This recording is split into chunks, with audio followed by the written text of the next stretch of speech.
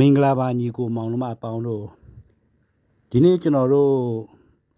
အကြောင်းအရာလေး၃လေးခုကိုလေ့လာသွားမယ်ဗျဝိညာဉ်တိုက်ပွဲပိုင်းနှစ်အတွဲ7ပေါ့ဗျာ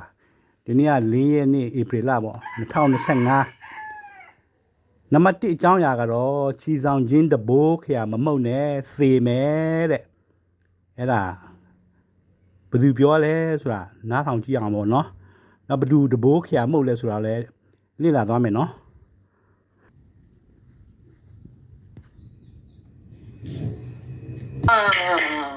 ဟာလေလုယာ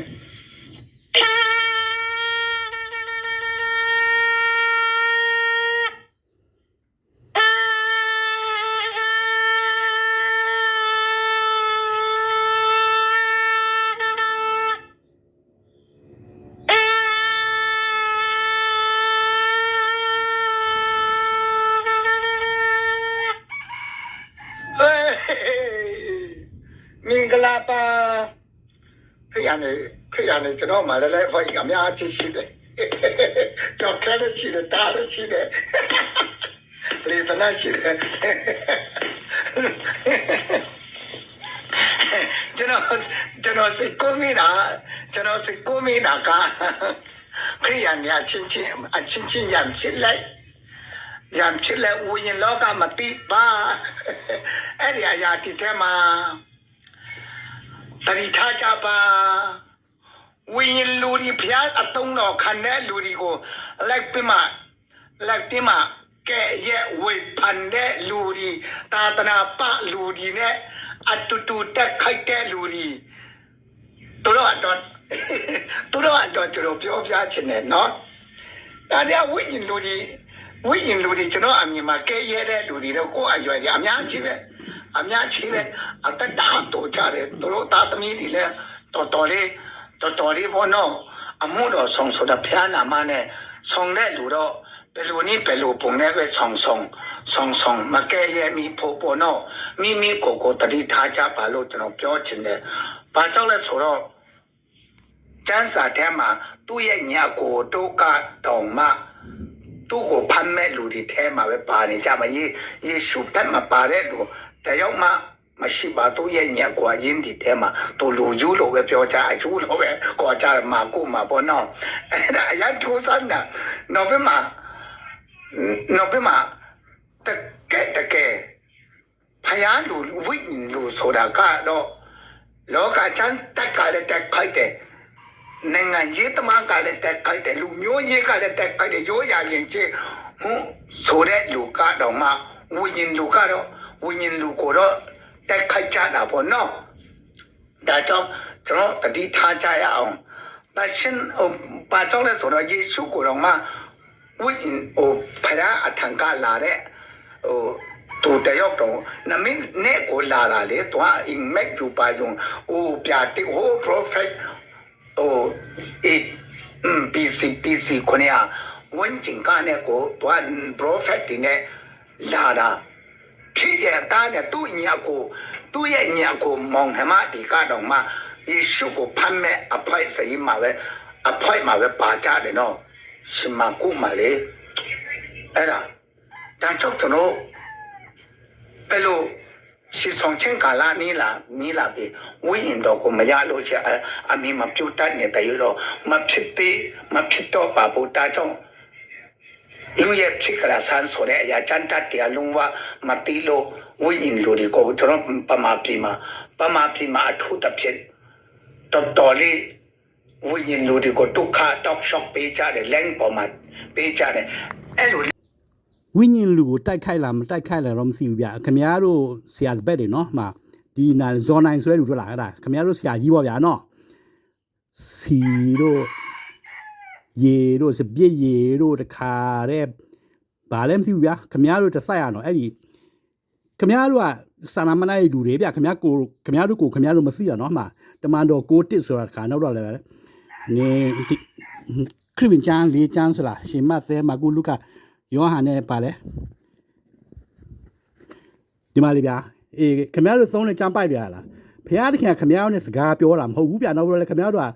ဘာလဲဝိညာဉ်လူစော်ကိုင်းဝိညာဉ်တော်စော်ကိုင်းဘာလဲခုခေတ်နောင်ခေတ်အပြစ်ခွင့်လွန်ခြင်းမခံရဘူးမလို့ရဘူးဟာလားခင်ဗျာဒီမှာလေးဒီကျမ်းပိုက်တွေခင်ဗျာဖတ်ကြည့်ကြတော့မဖတ်ချင်တော့ဘာလဲအချိန်လည်းမရှိဘူးနော်တော့ခင်ဗျားတို့ပြောတဲ့စကားတယ်ခင်ဗျားတို့ကလိုရဆွဲထည့်တဲ့လူတွေဒါကြောင့်မလို့ခင်ဗျားတို့ကမှားနေပြီနော်နောက်တော့ခြေဆောင်ချင်းအကြောင်းလာပြောသွားသေးတယ်ဟလားမှားတယ်နော်ခြေဆောင်ချင်းမရှိဘူးနော်ခင်ဗျားတို့လူမျိုးခြေဆောင်ချင်းတော့ရမဟုတ်ရဲတယ်မှာတော့သွားမှသိကြတယ်အဲ့ဒါကျွန်တော်ခင်ဗျားတို့ပြောချင်တယ်ခင်ဗျားတို့နောင်တရလိုက်ဖို့အချိန်တန်ပြီခင်ဗျားတို့ဆရာစပည့်တွေနော်အများကြီးပဲမှာရေစီစပည့်ရေဖွဲ့တွေဟလားယောဂလည်းကုစားတဲ့ဖွဲ့တွေနောက်ပါလေ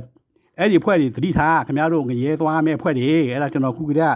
ကသတိပေးလိုက်တော့ချစ်ချင်းများစွာနဲ့ခင်ဗျားတို့နောင်တရဖို့ပါတကယ်ဆိုရင်နောင်တရလိုက်နော်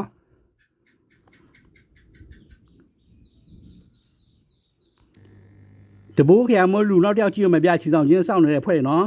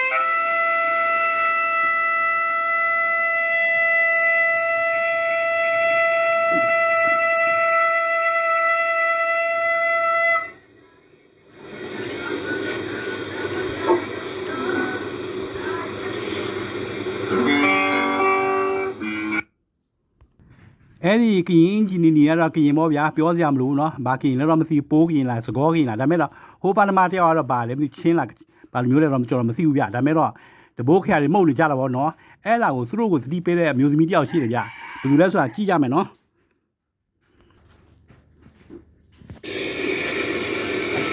တရားတွေမှုတ်ကြတယ်เนาะဆိုတော့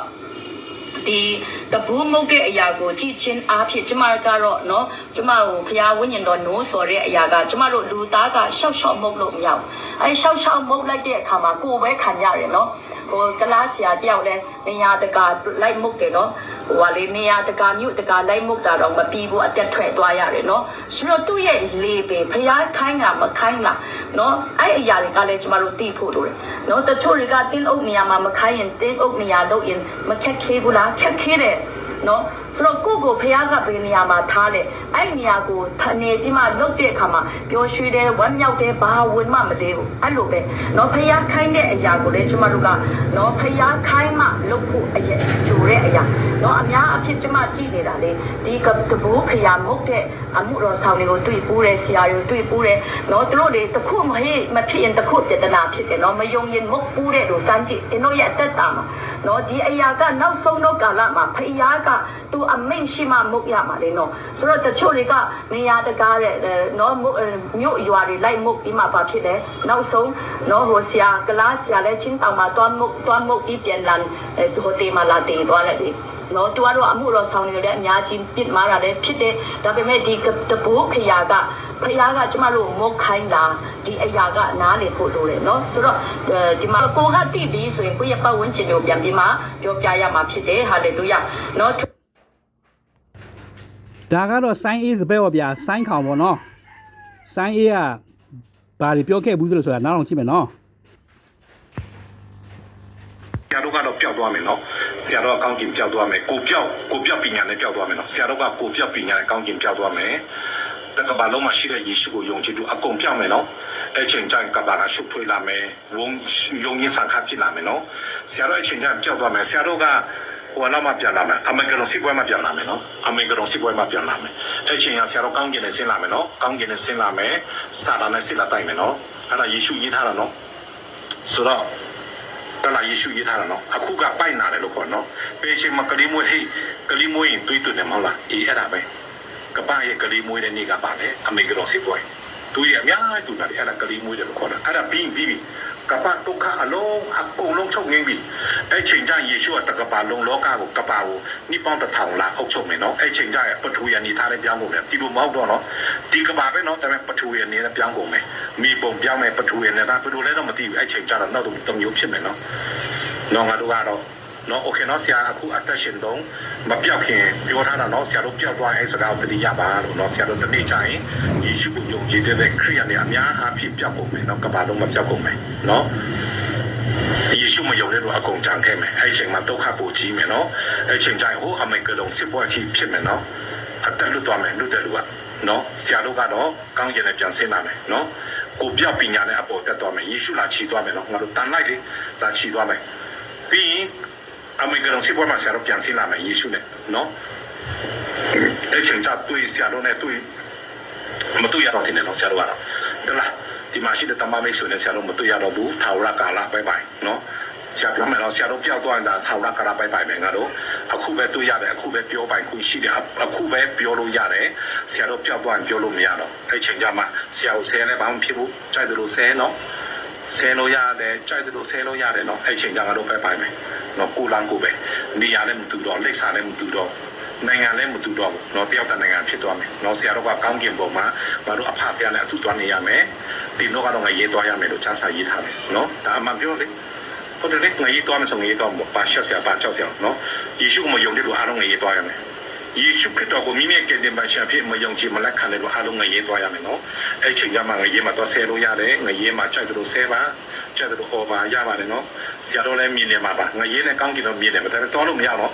ကောင်းကင်နဲ့ငါရေးတော့မြင်ကောင်းမြင်လည်းပဲတော်လို့မရတော့တရားကိုတဏှာဖြစ်သွားပြီနော်အဲ့ချိန်ကျငါတို့တွေ့ချင်တဲ့တွေ့လို့မရတော့ဘူးဆရာတရားဟောပြီးပါအောင်ဆိုလည်းမဟောတော့အဲ့ချိန်ကျနော်အဲ့ချိန်ကျတရားဟောတဲ့ကာလကုန်သွားပြီနော်โอเคနော်အမေကတုံစစ်ပွဲတော့ရောက်မလာသေးဘူးဗျဆိုင်းရတော့ကိုပြောက်ပညာနဲ့ပျောက်သွားပြီဗျသူ့ကိုတွေ့ဖို့ဆိုတာမလွယ်တော့ဘူးဗျဒါပေမဲ့သူ့ဘယ်မှာရှိတယ်ဆိုတာသူမိမတော့သိတော့ဗျအခုထောင်ထဲမှာနော်ထောင်ထဲမှာကြာနေတော့နောင်တတော့မရသေးဘူးဗျဘာဖြစ်လို့လဲဆိုရင်လာဟုမနော်သူမိမလာဟုမထောင်ထဲမှာသူ့ကိုသွားပြီးတော့တွေ့တယ်ပြီးတော့ဘာပြန်လာပြောလဲဆိုရင်သူလင်ဟာတဲ့ခုထောင်ထဲမှာအေးဝင်လီလုံနေတယ်တဲ့ဒီထောင်ထဲကလူတွေကိုတခန်းထဲမှာရှိတဲ့လူရောက်90လောက်ကိုကျွေးမွေးနေရတယ်တဲ့တရားအေးဝင်လီဟောပေးတယ်ဒါကြောင့်မလို့တခါကျွေးရင်တဲ့ဘတ်3000လောက်ကုန်တယ်တဲ့နော်စမူစာတို့ဗာလဲကြာကွေးတို့နောက်ပြီးတော့ဗာလဲဟိုနေ့ခောက်ဆွဲတို့ဘာလားတနက်ကို3000ကုန်တယ်ဒါကြောင့်အဲ့အလူကောက်ခံတယ်ဒီလူတွေကနောင်တမရသေးမနဲ့အလူတွေကောက်ဖို့ပဲစီးတယ်နော်ဒါကြောင့်မလို့နောင်တမရတော့လည်းဘယ်တတ်နိုင်မလဲအခုအကြောင်းအရာအစ်တစ်ခုသွားမယ်ဗျာဘုရားသခင်ရဲ့ပွဲတော်ကိုမစားနဲ့သေလိမ့်မယ်တဲ့အဲ့ဒီပွဲတော်ဘယ်သူလားကျွေးလဲဆိုတာစောင့်ကြည့်မယ်နော်ကြည့်ကြမယ်คุณปีเတဲ့အရာကလည်းနောက်ထပ်အစေခံဖို့ပဲဒါပေမဲ့အခုကျတော့ဘာဖြစ်လဲဆိုတဲ့အခါမှာနော်အိမ်မှာမဟုတ်တော့လေနည်းနည်းလေးဘာဖြစ်လဲဆိုတော့မနေ့ကိုနည်းနည်းလေးဟာပေါ့ဘုရားတန်လာပြီးဆိုရင်တော့ချက်ချင်းထားရတယ်ဆုတောင်းရတယ်အဲ့လိုမျိုးပေါ့နော်ဟာလေလုယာโอเคအဲ့ကြောင့်မို့ဒီနေ့အားလည်းကုန်တော့မယ်နော်ပွဲတော်မင်္ဂလာအတွက်ဆုတောင်းပေးမယ်ကျမတို့စပြည့်ရေကုန်သွားလို့နော်ရေနဲ့မုံနဲ့ဟာလေလုယာအဲ့စက်သုံးပဲကျန်တော့လေနော်ဟာလေလုယာတန်ရှင်တော်ဝိညာဉ်တော်ဖျားယေရှုနမဖျားအဖခမေယထံတမီတုန်ချင်းကစတောင်းပါရကရောယေရှုတင်တဲ့တန်ရှင်တော်ဝိညာဉ်တော်ဖျားယေရှုတင်တဲ့ဒီနေ့မုံနဲ့ဒီစပြည့်ရေအတွက်တပတ်စာအတွက်ဆုတောင်းခံရတော့တာတမီအရောက်စီတိုင်းမှာယေရှုတွေ့ချဝိညာဉ်မြဖြစ်စီဖြစ်လင်းဖြစ်ယေရှုချစ်ချင်းမြတ်တာဖြစ်တယ်ယေရှုနမဖျားဖာလက်တော်အနန္တတန်ရှင်တော်ဝိညာဉ်တော်ဖျားလက်တော်အနန္တပိုင်တို့ဒီပွဲတော်မင်္ဂလာဝန်ခံခြင်းအားဖြင့်တကယ်ပဲကျမ်းမာခြင်းပျော်ရွှင်ခြင်းငြိမ်းချခြင်းနဲ့တပါးသူအတွက်အစေခံခြင်းအသက်တာဖြစ်စေကိုလည်းယေရှုနမဖြစ်ဆုတောင်းကောင်းချီးပေးတယ်ယေရှုနမဖျားဖာလက်တော်အနန္တပိုင်ဟာလေလုယာအာမင်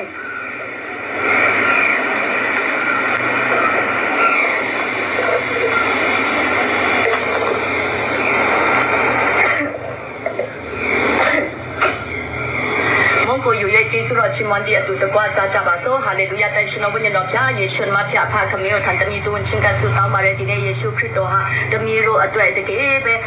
ဒီလောကတိုင်မှာအသေးခံပြီးတန်ရှင်တော်ဝိညာဉ်တော်နဲ့ပฏิစံပြန်လို့ခံယူတဲ့အရာဟာဒီနေ့သူတပါးအတွက်လူတွေအတွက်အစေခံဖို့လာတယ်လို့ဒီနေ့တမီလည်းယေရှုရဲ့အတွေ့အသားအားဖြင့်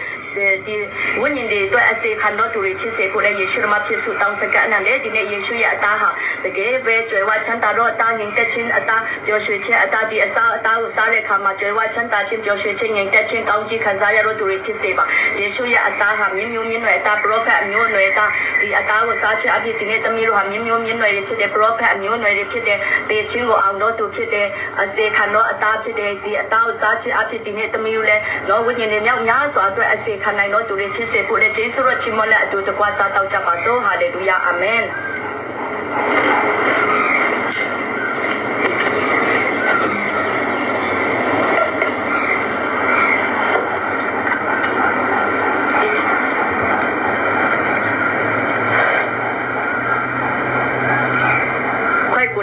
ယေရှုတော်ချစ်ပေါ်တဲ့အတူတကွတောက်ကြပါစို့ကိုရောယေရှုတင်တဲ့ဒီနေ့ယေရှုရဲ့အသွေးဟာ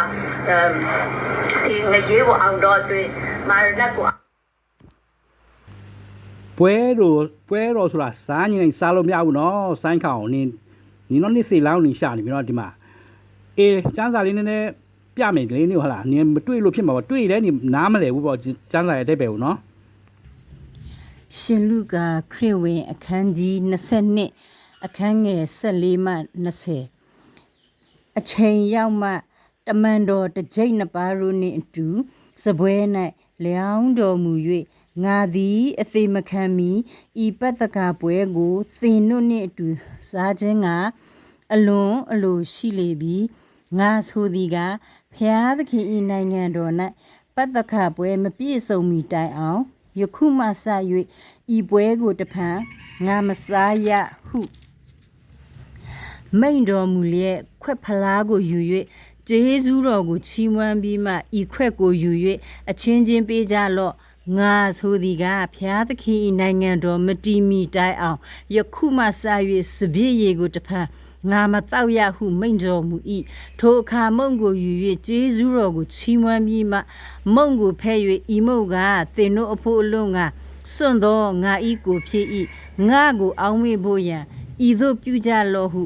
မိန်တော်မူ၏ထိုနည်းတူညစာစားပြီးမှခွက်ကိုလည်းယူ၍ဤခွက်က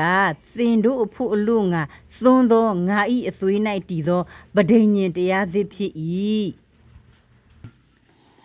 ကောရိန္သုဩဝါဒစာပထမဆောင်အခန်းကြီး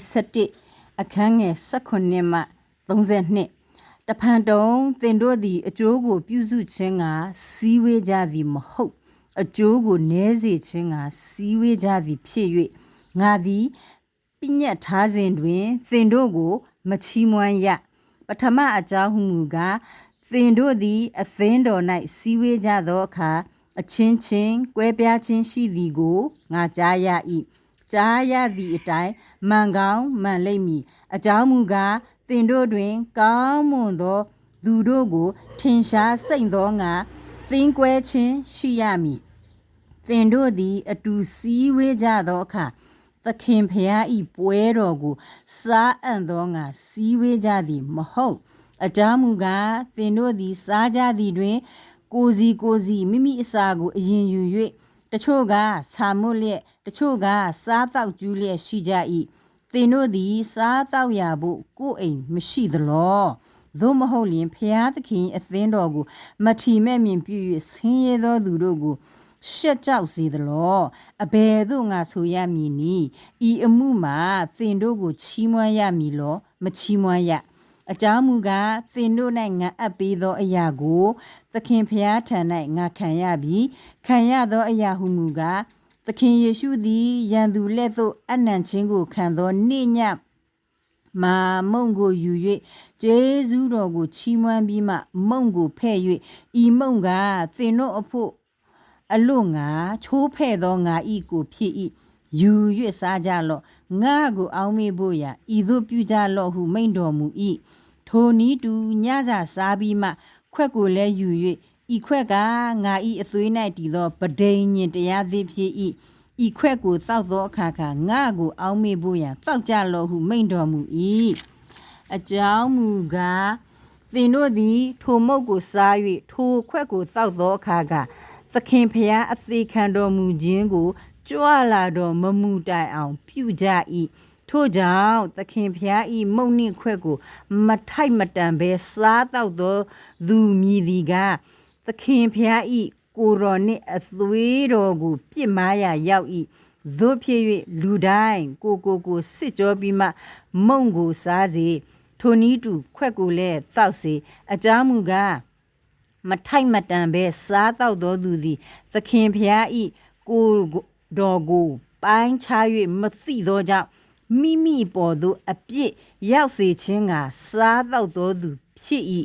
ထိုအကြောင်းကြောင့်သင်တို့တွင်အားနည်းသောသူမကြမ်းမာသောသူအများရှိကြ၏သေသောသူအများလည်းရှိကြ၏ငါတို့သည်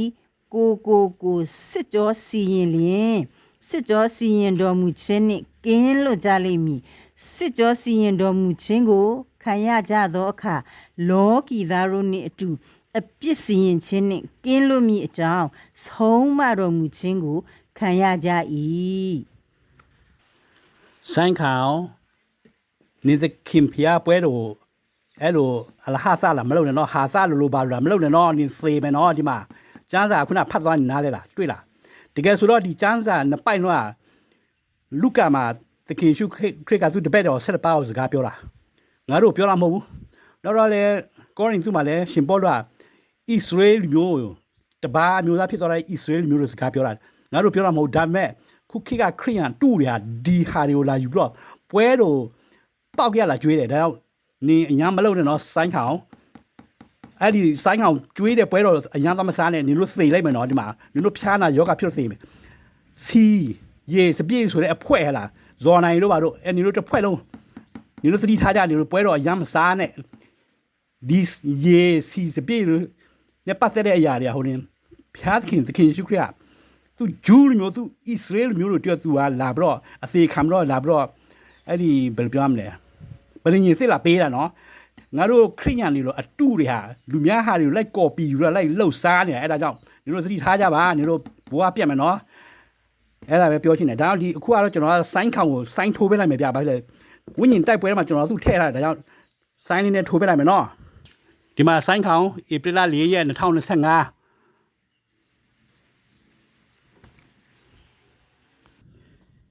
ပွဲတော့ဆိုတာတစ်နှစ်မှတစ်ခါပဲစားလို့ရတယ်နော်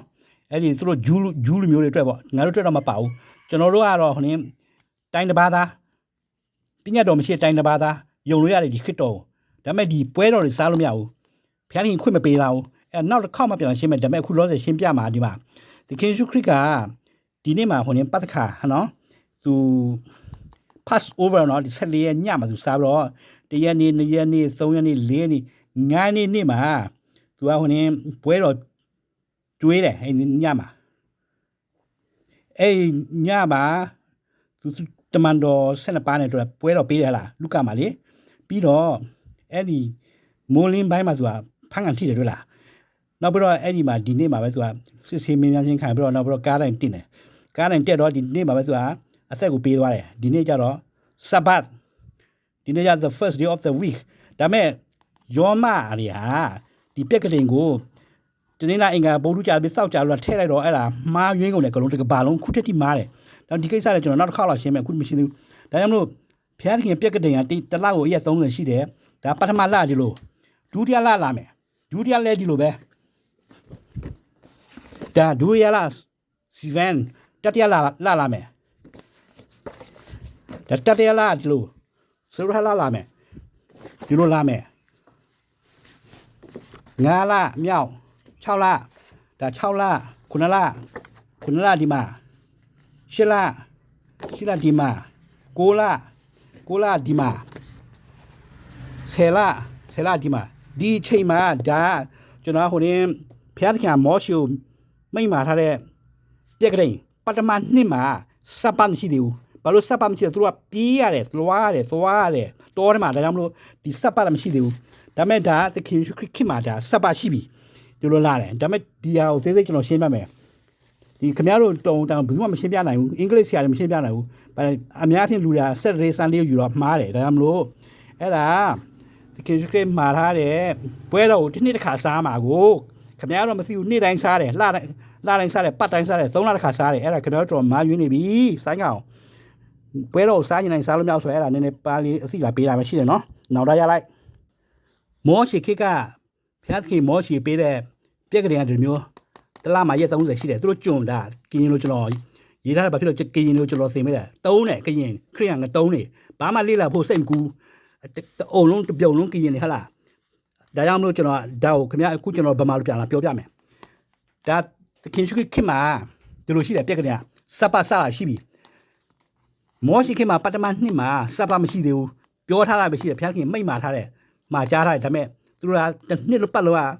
စပ်ပါမှမနာရဘူးခီးသွားနေရတယ်ဒုတိယနှစ်မှာမှသူတို့ကစပြီးတော့စပ်ပါဆိုတာသူတို့တွေ့ရှိတယ်ဖျားခင်အနာယူခိုင်းတယ်အနာပေးအနာယူခိုင်းတယ်ဆိုတော့မနာတဲ့လူတွေကိုထင်းသားခွေတယ်ဟလားစတ်ချင်းခံရတယ်လေအဲ့ဒီစပ်ပါမှာဟလားအေးအဲ့ဒါလေနောက်မှလာရှင်းမယ်သခင်ရှုခစ်မှာဒါစပ်ပါဒီလိုလာတယ်ဒီလိုပုံစံလာတယ်ဒီမှာစပ်ပါဝင်ဆက်လေးမှာသခင်ကဝင် Passover စားတယ်ဟလားပြီးတော့ဒီလိုလာတယ်တရက်2ရက်3ရက်4ရက်5ရက်6ရက်9ရက်မှာဒီစပ်ပါပြီးတော့မှ the first day of the week ခမရတို့ခေါ်နေ Sunday တာတကယ်ဆို Sunday ဘုရားသခင်ရဲ့နှုတ်ကပတ်တရားမှာ Sunday လို့ဆက်တယ်လို့ဆိုတာမရှိဘူးလားသေချာမှတ်ထားကျွန်တော်ပြောတာနောက်ပြီးမှဆက်သွားတော့9ရက်ပြန်ရီရဒီလိုလာတာစပ်ပါလာတယ်အဲ့ဒီတော့ဒီခစ်တော်ဒီကဘာကြီးအနှစ်တစ်ထောင်အုပ်ဆိုးတဲ့ခင်မှာဒီပက်ကလေးကလည်းဒီလိုပဲဖျားခင်စုံသွားမယ်အဲ့ဒီခင်မှာခုနကျမ်းပိုက်တစ်ပိုက်ရှိတဲ့လူကမှာဘယ်လိုပြောရလဲ ရှင်လူကာခရစ်ဝင်အခန်းကြီး22အခန်းငယ်16ကိုဖတ်မယ်နော်ငါဆိုသည်ကဖယားသခင်ဤနိုင်ငံတော်၌ပတ္တခပွဲမပြည့်စုံမီတိုင်အောင်ယခုမှစ၍ဤပွဲကိုတဖန်ငါမပေးရဟုမိန့်တော်မူလျက်ခွက်ဖလားကိုယူ၍ကျေးဇူးတော်ကိုချီးမွမ်းပြီးမှဤခွက်ကိုယူ၍အချင်းချင်းပေးကြလော့ နောက်တစ်ခေါက်ပြန်ဖတ်ပေးပါ ငါဆိုသည်ကဖယားသခင်ဤနိုင်ငံတော်၌ပတ္တခပွဲမပြည့်စုံမီတိုင်အောင်ယခုမှစ၍ဤပွဲကိုတဖန်ငါမစားရဟုမိန့်တော်မူလျက် ကြားတယ်နော်ညီကိုမောင်မတို့ဆိုင်းခေါင်ဖျားခင်နိုင်ငံတော်မှာပတ်သက်ခါပွဲပဲပြည့်စုံသီးတိုင်အောင်ဆိုပတ်သက်ခါပွဲပြည့်စုံဆိုတော့ဒီလိုရှိရမယ်ခရစ်တော်ဒီကဘာကြီးအနှစ်တစ်ထောင်အုပ်ဆိုးတဲ့ချိန်မှာဒီလိုရှိရမယ်သဘောပေါက်လားဆက်လေးရက်မှာစရမယ်ဟာလားနောက်ပြီးတော့ဒီမှာလာမတည့်ရက်2ရက်3ရက်4ရက်5ရက်6ရက်9ရက်ဒါစပတ်ပြီးတော့ဒီလိုပဲအဲ့ဒီခရစ်တော်ဒီကဘာကြီးအုပ်ချုပ်တဲ့အခါမှာဒီလိုပြက်ကလေးကဒီလိုရှိမယ်တစ်ချိန်လုံးလင်းနေမှာလှရောက်မလို့တော့ဘူးဒါပေမဲ့လှတော့ရှိတယ်လှကိုသူတို့ကြည့်တော့ပတ်သက်ခါပွဲလောက်ရမယ်ဒါကိုခင်ဗျားတို့နားမလဲဘူးခင်ဗျားတို့ကျန်းစာအရန်လာမစင်နဲ့ပွဲတော့လည်းအရန်လာမစားနဲ့ကျွန်တော်တောင်းပါနေဘာဖြစ်လဲခင်ဗျားတို့မှားတယ်ခင်ဗျားတို့လူငရဲကိုပို့မယ်နောက်တော့နေပေါ့အထူးသဖြင့်ပေါ့စီတို့ရေတို့စပြည့်တို့ဆိုတဲ့အဖွဲတွေအဲ့ဒါသတိထားကြပါခင်ဗျားတို့အရန်မလုပ်နဲ့ခင်ဗျားတို့မှားနေပြီနော်ခင်ဗျားလူတွေကိုငရဲကိုပို့နေတာခင်ဗျားတို့ကိုခင်ဗျားတို့မသိဘူးဒါကြောင့်ဒီကိစ္စကလည်းကျွန်တော်နောက်တစ်ပတ်မှလည်းရှင်းမယ်ဒီပတ်သက်ခါပွဲနဲ့ပတ်သက်တဲ့ကိစ္စဘာလို့ဒီနေ့ရဲ့ပတ်သက်ခါပွဲอ่ะဒီ pagan calendar ဒီရောမပြက်ကလေးနဲ့ဘာရက်မှာသွားကိုက်နေလို့ဆိုတော့ခင်ဗျားတို့မသိဘူးကျွန်တော်သိတယ်အဲ့ဒါကျွန်တော်ပြောပြမယ်ခင်ဗျားတို့နောက်မှတွေ့ကြမယ်နော်ခုအကြောင်းအရာအစ်စ်တစ်ခုသွားမယ်အကြောင်းအရာအစ်စ်တစ်ခုကယေရှုရဲ့ပလင်တော်ပေါ်မှာတက်ထိုင်မယ်တဲ့တက်ထိုင်မျက်နာကကြော်နိုင်ပေါ့နဲ့ကရင်ခရိယန်တစုပေါ့ဗျာနော်အဲ့ဒါနည်းနည်းလေးပဲပြောသူ့ဟာများတယ်သူကနားတော့မဆို2နိုင်3နိုင်လောက်ရှိတယ်ဒီနာကကြော်နိုင်ရဒါပေမဲ့ကျွန်တော်နည်းနည်းပဲသူ့ကိုခင်ဗျားတို့သိသွားအောင်ကျွန်တော်နည်းနည်းလေးပေါ့ introduce လုပ်ပေးလိုက်မယ်နော်បាទသူပြောတဲ့စကားအများကြီးပဲဒါကြောင့်မလို့ကျွန်တော်ခင်ဗျားတို့နည်းနည်းလေးပဲပေးနားထောင်ကြည့်မယ်နော် 因为那个培养谁强大松呗，或者个啥样，我所谓女的啊，干的呢，那木可不么多了，没啦，要我所谓你没啦，要都没当木的了。他们都进屋的年过，打到艺术个上辈啦。那把个啥样，我所谓落了，没木可不么的呢，破坏你我靠，那边我靠那把不么不。给艺术家的不灵个，他们容易不灵呀啦的。个啥艺术可以按你把我啦落不收了，没啦，要落不收。啊，路，他们都谁强大多少呢？打到不嘛，阿公不阿啦。啊，或者把个啥样呢，都没当木了。အကြောင်းအရာပြည့်စုံတော့နောက်တစ်ပတ်မှသွားမယ်ဘာဖြစ်လဲဒီလူစကားပြောတာအများကြီးပဲ နောက်တစ်ယောက်သွားမယ်နော်ဒီမှာဆီယာမတစ်ယောက်ဗျာကျွန်တော်နာမည်တော့မသိဘူးဗျာသူ့နာမည်စန်ဒါလားစန်ဒီလားမသိဘူးပြောတာနော်အဲ့ဒါဟေရှာ45အခန်းငယ်4နဲ့6ကိုဒါပြောတယ်စိုင်းအေးလိုပဲပုံထဲပဲနောက်ယေရမိယအနာဂတ်အခန်းကြီး1အခန်းငယ်4ကနေ10ကိုလည်းသူလာပြောသွားတယ်သူ့အတွက်သူယူလိုက်တယ်နော်အဲ့ဒါဒီကျမ်းပိုက်တွေကဘုရားသခင်သူ့လူမျိုးဣသရေလလူမျိုးတို့စကားပြောတာဆိုတာဒီဆီယာမမသိဘူးဒီဆီယာမဘယ်လာလဲဟိုမှာဗုဒ္ဓဘာသာကိုးကွယ်တဲ့